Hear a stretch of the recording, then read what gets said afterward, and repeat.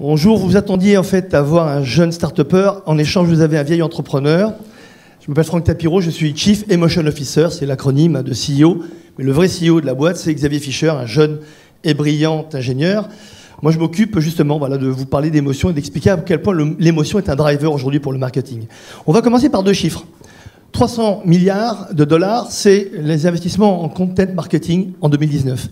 Et 2 milliards 14, non pas de dollars, mais de gens, ce sont les internautes qui achèteront sur Internet à l'horizon de 2021. C'est énorme. C'est énorme, mais pourtant, aujourd'hui, les seules données qu'on utilise quand on parle de e-commerce sont des données rationnelles. Alors qu'il faudrait pourtant les enrichir avec des données émotionnelles pour expliquer ce qu'il y a au cœur des gens et ce qui les fait agir, bouger. Par exemple, là, on parle depuis quelques secondes. Parler, c'est de la relation. La relation, c'est de l'émotion. Tous les jours, dans votre commerce, si vous avez des boutiques, vous savez très bien que vous gérez l'émotion, la relation avec les gens, de l'empathie, du conseil. C'est ça, la relation. C'est ça, l'émotion. Et aujourd'hui, malheureusement, pendant ce temps-là, sur votre site Internet, tous les drivers sont rationnels, ou presque. C'est dommage parce que les émotions sont responsables de tout. De nos actions, de nos décisions, nos choix et nos achats. Si je vous dis, par exemple, que 90% de tous les stimuli émotionnels sont gérés par l'inconscient, ça vous donne la petite part allouée au conscient. On va faire un petit test. Est-ce que vous êtes capable de me dire et de me donner toutes les émotions et tous les ressentis que vous avez eus depuis le début des 2 pitchs? Ben non, c'est impossible. Pourquoi? Parce que nos cerveaux n'ont pas cette capacité de stockage de cette merveille que sont nos émotions. Ben c'est pour ça qu'on a créé Datacalab. On a créé Datacalab pour quantifier, analyser, mesurer et surtout stocker ces émotions et les transformer en données émotionnelles. Oui, les données émotionnelles existent. Et pour nous, c'est l'or, le l'or noir pour le commerce. Et demain, ce sera sûrement l'or noir du e-commerce. Mais si on considère, enfin nous c'est comme ça qu'on le fait, que le E de e-commerce veut dire émotion. Ça c'est peut-être un titre d'ailleurs pour la FEVAD l'année prochaine. Merci. Donc, absolument, gratuit. Donc, que fait-on grâce à ça? On a une plateforme B2B que nous mettons à disposition des marques pour pouvoir comprendre leur audience et surtout optimiser l'expérience et la performance. Comment fait-on? On a, et on va le voir, des algorithmes propriétaires très puissants de computer vision qui nous permettent d'analyser, de détecter les émotions et les comportements des gens en les filmant chez eux en conditions réelles. Je vous rassure, je vois déjà des sourcils qui se lèvent avec leur avis, bien entendu. On ne le fait pas à l'insu de leur plein-gré. Qu'est-ce que nous avons d'ailleurs? On a un output, et vous allez le voir, parce qu'on a un partenariat avec IBM Tilif, et ce partenariat nous permet de transformer des données en données contextuelles. Contextuelles, c'est quoi? Où je me trouve, où je clique, où je scrolle. Donc le contexte, et dans le même temps, Datacalab filme les gens, et on transforme ces vidéos en données émotionnelles. Ça arrive sur une plateforme, on a un output très simple avec des métriques et surtout des métriques actionnables pour permettre aux opérateurs de changer, de transformer, d'optimiser leur expérience. Par exemple, on le fait avec ERA, mais on va vous montrer rapidement. On a une métrique d'attention par page. S'il n'y a pas d'attention, on l'a dit tout à l'heure, il n'y a pas d'émotion. Par exemple, on a sur ce lookbook de printemps, on a vu qu'il y avait beaucoup d'émotions positives, mais peu d'attention. Donc l'output, c'est quoi? On change le visuel par quelque chose de plus impactant. Deuxième métrique, on a l'émotion par page. C'est simple, il n'y a pas d'émotion, il n'y a pas d'engagement, on l'enlève.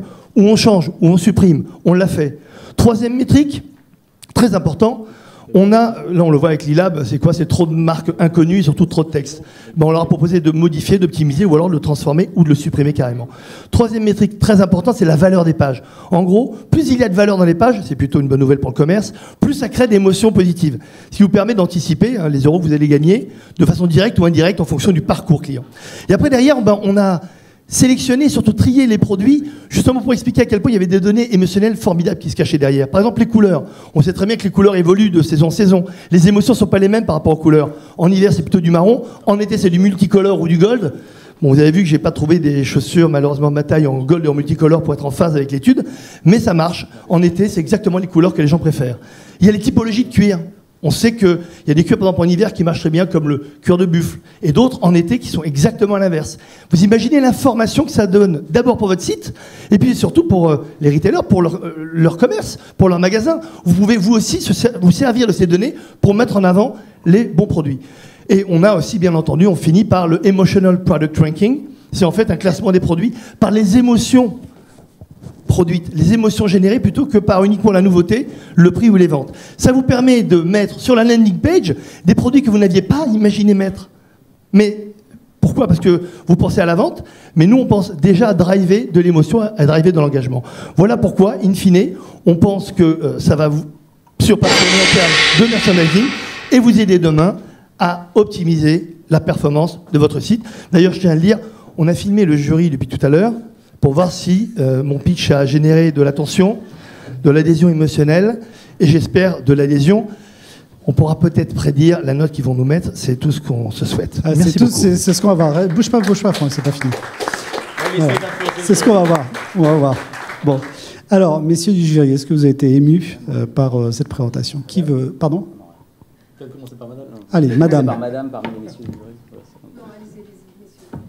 Non, moi, ce que je voudrais savoir, c'est en fait, du coup, je suis obligé de filmer tous mes clients pour que votre algorithme il fonctionne, hein. Non, on le fait avec des panels, on le fait avec ce qu'on appelle du emotional CRM aussi, c'est-à-dire qu'il y a des marques qui ont des fans addicts à leur marque et qui sont d'accord, on le fait maintenant depuis 1 an, de faire partie d'une communauté sur laquelle on va tester les émotions. On a eu un taux d'acceptation qui a dépassé nous aussi nos attentes. On passait entre 3 et 5%. On arrive plutôt entre 15 et 20%, ce qui est plutôt une très bonne nouvelle.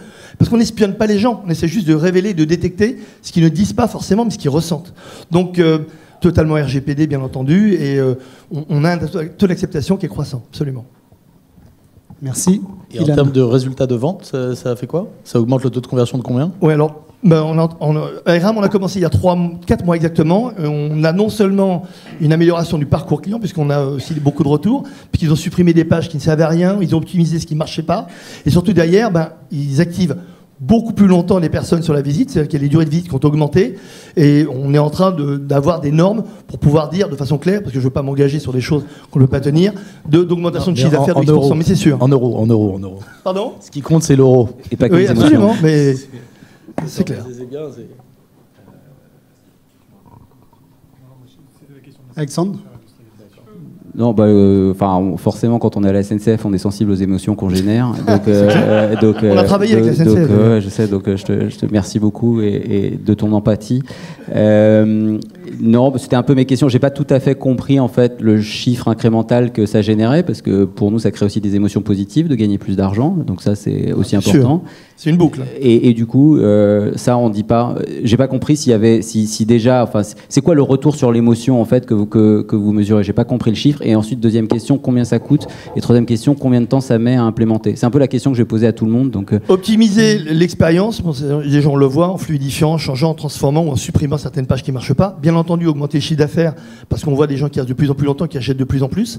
Et on le voit en plus en activant et en changeant en permanence le site. Combien ça coûte? C'est un abonnement, c'est une plateforme totalement automatique. En abonnement, on a des tarifs en fonction, bien entendu, du volume qu'on a à traiter, mais c'est entre 7 000 et 10 000 euros par mois, et on traite en permanence. C'est une plateforme qui en permanence vous donne toutes les datas, et vous pouvez surtout les actionner en direct, parce qu'on a des datas très simples qui vous disent, en gros, on change le visuel, on supprime la page, on la modifie. Donc c'est très facile à utiliser, très simple à installer, ça prend quelques petites heures, et surtout, c'est une plateforme qui est très facile derrière pour optimiser et comprendre ce qu'il y a dans le cœur de vos utilisateurs.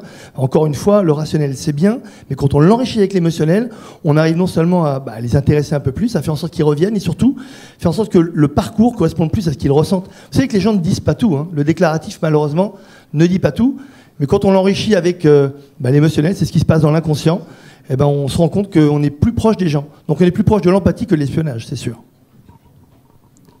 Emmanuel, tu as une question pour Franck? Non, moi c'était la question d'industrialisation, parce que le vrai sujet à nos niveaux, c'est ça. Ça marche sur très bien. Ça marche sur 100 000, énormément de pages, énormément de... Donc le sujet clé pour moi, c'est l'industrialisation. Et le coût, il y a l'industrialisation. C'est-à-dire comment ça s'industrialise, comment on va faire. Non, mais on a d'abord, c'est testé sur des milliers de gens, on a des millions de vidéos qui sont inspirées. Vous savez, les vidéos en fait sont aspirées, transformées directement sur nos serveurs. L'algorithme le fait vraiment en temps réel. Si au contraire, ça a l'air lourd comme ça, mais c'est très léger, très facile, très simple, et on le fait sur des très grands nombres. En plus, notre but, au bout du compte, c'est d'avoir des grands nombres pour faire des normes et pouvoir dégager après des notes émotionnelles qui soient signifiantes pour tous les opérateurs en fonction de leur marché. Et c'est totalement, d'abord c'est facile, on le fait pour les sites internet bien entendu, mais aussi pour les contenus en ligne, les publicités, les bandes annonces, le long métrage. Et c'est encore plus simple parce que là, les gens sont exposés à des contenus. On le fait sur des panels de 300, 400, 500 000 personnes. Toutes les vidéos sont absorbées, traitées en direct et les données arrivent. Donc c'est totalement scalable et industriel bien sûr. Alors, moi, je ne comprends pas la scalabilité parce qu'en fait, en gros, l'algorithme me dit c'est bon, tu génères des émotions, c'est pas bon, tu génères des émotions négatives, hein, ou pas positives en tout cas.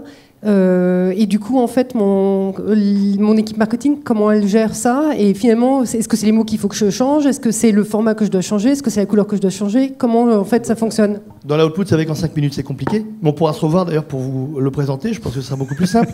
On en profite, bien entendu. Mais en plus, je blague pas. C'est très compliqué en 5 minutes d'expliquer tous les outputs. Mais on a en fait, dans les outputs très simples, on a vu attention par page, émotion par page, la valeur de la page, une façon très simple de lire la data qu'on envoie, parce qu'on n'envoie pas des dashboards qui sont en général planqués sur un mur comme un poster. Mais on donne des choses qu'on peut changer facilement. Donc on sait que l'impact d'un visuel change l'attention. Et on sait que le temps passé sur une page parfois, parce que les gens sont perdus, on sait où ils regardent, malheureusement fait que cette page perd en valeur, perd en attention. Donc c'est très facile d'ailleurs pour l'activer. Ce que fait RAM d'ailleurs depuis quelques mois, vous pourrez leur demander. Merci beaucoup Franck. Merci à vous. Merci à vous. Merci à Aurélien. Et merci pour